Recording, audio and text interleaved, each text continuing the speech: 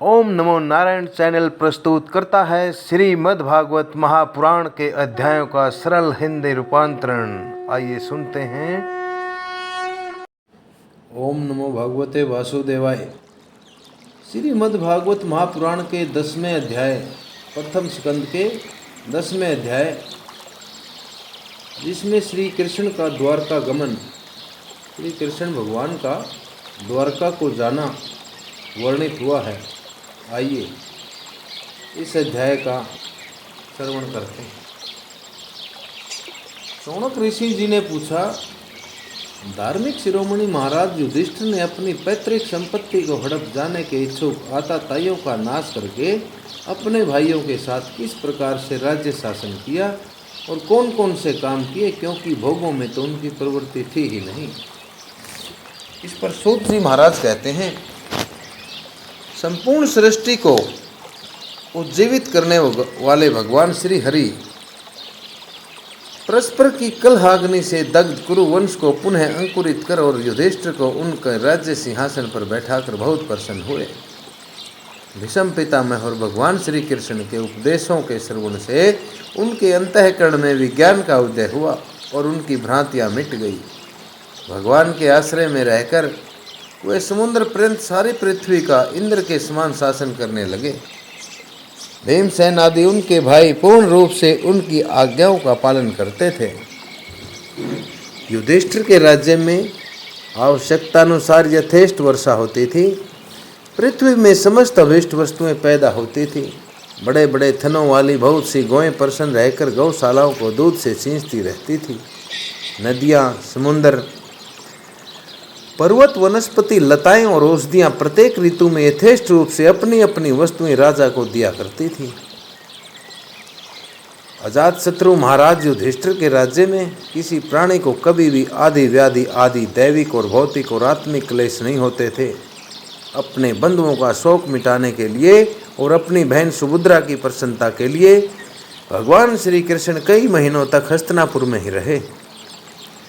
फिर जब उन्होंने राजा युधिष्ठिर से द्वारका जाने की अनुमति मांगी, तब राजा ने उन्हें अपने हृदय से लगाकर स्वीकृति दे दी। भगवान उनको प्रणाम करके रथ पर सवार हुए।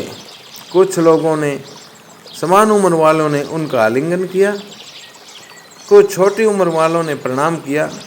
उस समय सुभद्रा, द्रौपदी, कुंती, उत्तरा, गांधारी, धृतराष्ट्र, युधिष्ठिर, कृपाचार्य, नकुल, सहदेव, भीमसेन, धौम्य और सत्यवती आदि सब मूर्छित से हो गए। वे सारंग पाणी श्री कृष्ण का वीर्य नहीं सहन सके।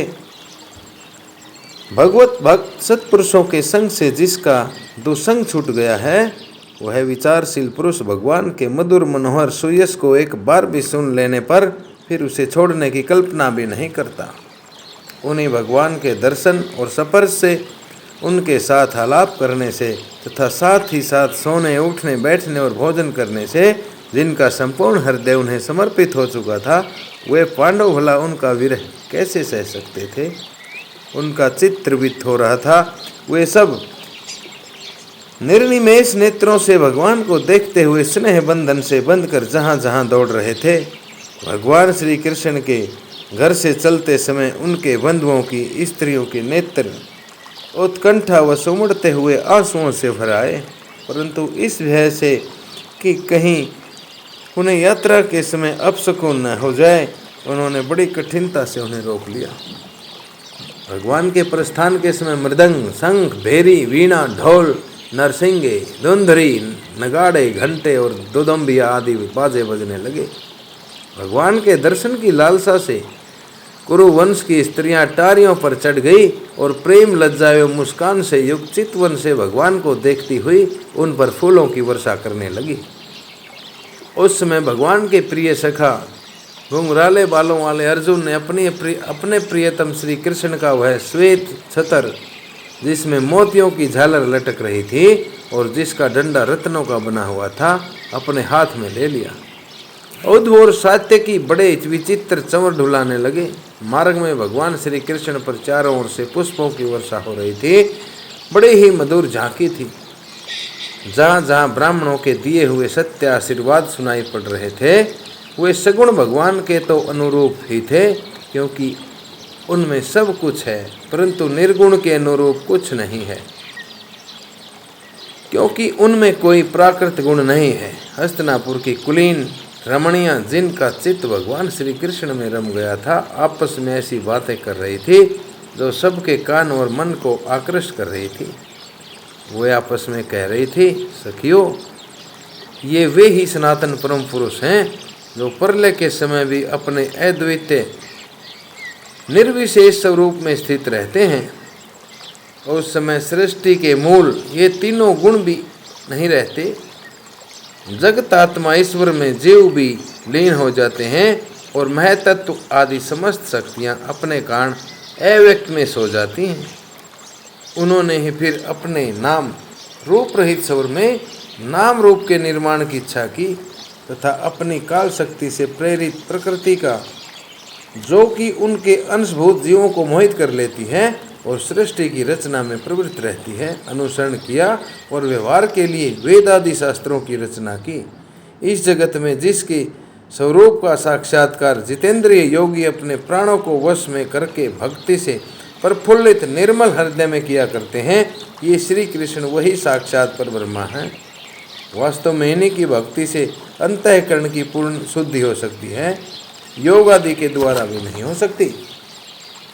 सखी, वास्तव में ये वही हैं जिनकी सुंदर लीलाओं का गायन वेदों में और दूसरे गोपनीय शास्त्रों में व्यास आदि ऋषि, रहस्यवादी ऋषियों ने किया है, जो एक अद्वितीय ईश्वर हैं और अपनी लीला से जगत की सृष्टि, पालन और संहार करते हैं, परंतु उनमें आसक्त नहीं होते, अर्थात इन क्रियाओं को करते हुए इसके अंदर खोते नहीं हैं।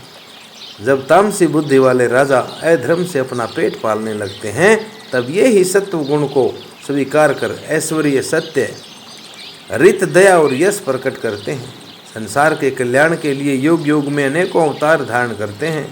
अहो, यह यदुवंश परम प्रशंसनीय है, क्योंकि लक्ष्मीपति पुरुषोत्तम श्री कृष्ण ने जन्म ग्रहण करके इस वंश को सम्मानित किया है। वह पवित्र मधुवन वज्रमंडल भी अत्यंत धन्य है, जिसे इन्होंने अपने शैशव एवं किशोरावस्था में घूम फिर कर सुशोभित किया है। बड़े हर्ष की बात है कि द्वारका ने स्वर्ग के यश का तिरस्कार करके पृथ्वी के पवित्र यश को बढ़ाया है। क्यों न हो, वहाँ की प्रजा अपने स्वामी भगवान श्री कृष्ण को, जो बड़े प्रेम से मंद मंद मुस्कुराते हुए उन्हें कृपा दृष्टि से देखते हैं, निरंतर निहारती रहती हैं। सखी, जिनका इन्होंने पानी ग्रहण किया है, उन स्त्रियों ने अवश्य ही व्रत, स्नान, हवन आदि के द्वारा इन परमात्मा की आराधना की होगी, क्योंकि वे बार बार इनकी उस अधर सुधा का पान करती हैं, जिसके श्रवण मात्र से ही वज्रबालाएं आनंद से मूर्छित हो जाया करती थी।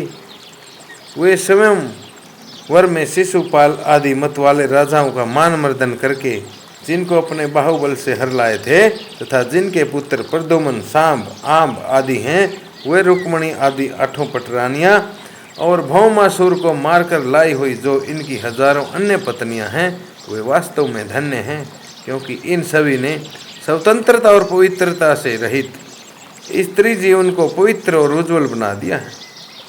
इनकी महिमा का वर्णन कोई क्या करे। इनके स्वामी साक्षात कमल नयन भगवान श्री कृष्ण हों, जो नाना प्रकार की प्रिय चेष्टाओं तथा पारिजात आदि प्रिय वस्तुओं की भेंट से इनके हृदय में प्रेम एवं आनंद की अभिवृद्धि करते हुए कभी एक क्षण के लिए भी इन्हें छोड़कर दूसरी जगह नहीं जाते। हस्तिनापुर की स्त्रियां इस प्रकार बातचीत कर ही रही थी कि भगवान श्री कृष्ण मंद मुस्कान और प्रेम पूर्ण चितवन से उनका अभिनंदन करते हुए वहां से विदा हो गई। अजात शत्रु युधिष्ठिर ने भगवान श्री कृष्ण की रक्षा के लिए हाथी, घोड़े, रथ और पैदल सेना उनके साथ कर दी। उन्हें स्नेहवश यह शंका हो आई थी कि कहीं रास्ते में शत्रु इन पर आक्रमण न कर दे। सुदृढ़ प्रेम के कारण कुरुवंशी पांडव भगवान के साथ बहुत दूर तक चले गए। वे लोग उस समय भावी विरह से व्याकुल हो रहे थे। भगवान श्री कृष्ण ने उन्हें बहुत आग्रह करके विदा किया और सात्यकी, उद्धव आदि प्रेमी मित्रों के साथ द्वारका की यात्रा की। शौनक जी, वे क्रूज जांगल, पांचाल, सूरसेन, यमुना के तटवर्ती प्रदेश, ब्रह्मावृत, कुरुक्षेत्र, मत्स्य, सारस्वत और मरुधन देश को पार करके सौवीर और आवीर देश के पश्चिम अनर्त देश में आए। उस समय अधिक चलने के कारण भगवान के रथ के घोड़े कुछ थक से गए थे। मार्ग में स्थान स्थान पर लोग उपहार आदि के द्वारा भगवान का सम्मान करते। सायंकाल होने पर वे रथ पर से भूमि पर उतराते और जलाशय पर जाकर संध्या वंदन करते। यह उनकी नित्यचर्या थी। इस प्रकार श्रीमद्भागवत महापुराण के परमहंस्यायाम संहितायाम प्रथम स्कंदे नैमिषीयोपाख्याने श्री कृष्ण द्वारकागमनम नाम 10वां अध्याय। ओम नमो भगवते वासुदेवाय। ओम।